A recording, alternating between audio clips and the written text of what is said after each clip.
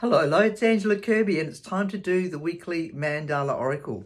Taking from my book, Creating Wisdom in Magic and Life and Love, I have a book that I wrote several years ago now.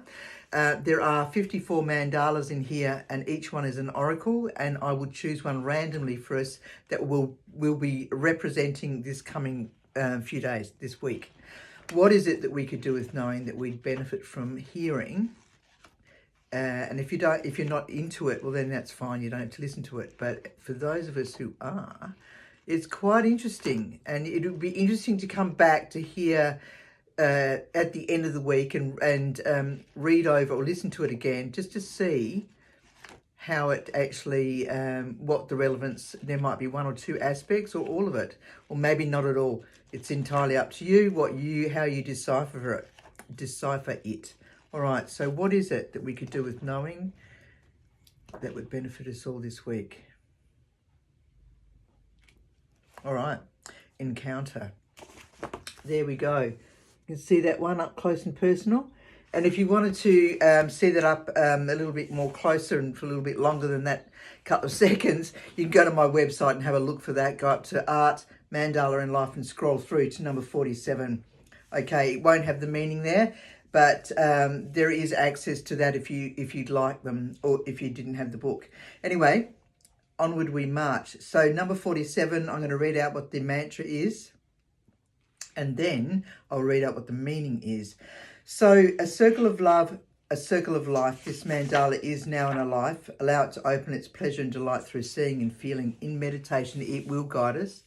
Allow it to whisper its wisdom. Can we hear what the messages are? Write what we hear and feel and study it deeply, and then release for our path to be.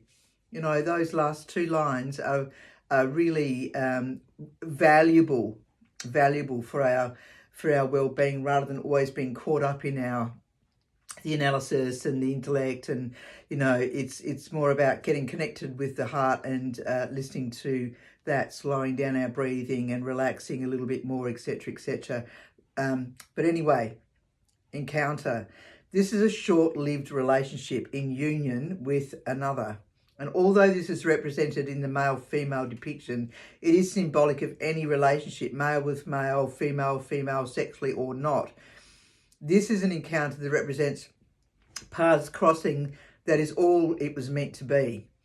So not for 1 minute must you disregard any joy or infraction as being an injustice to yourself or the other.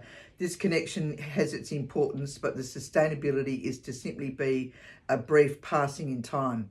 Very interesting.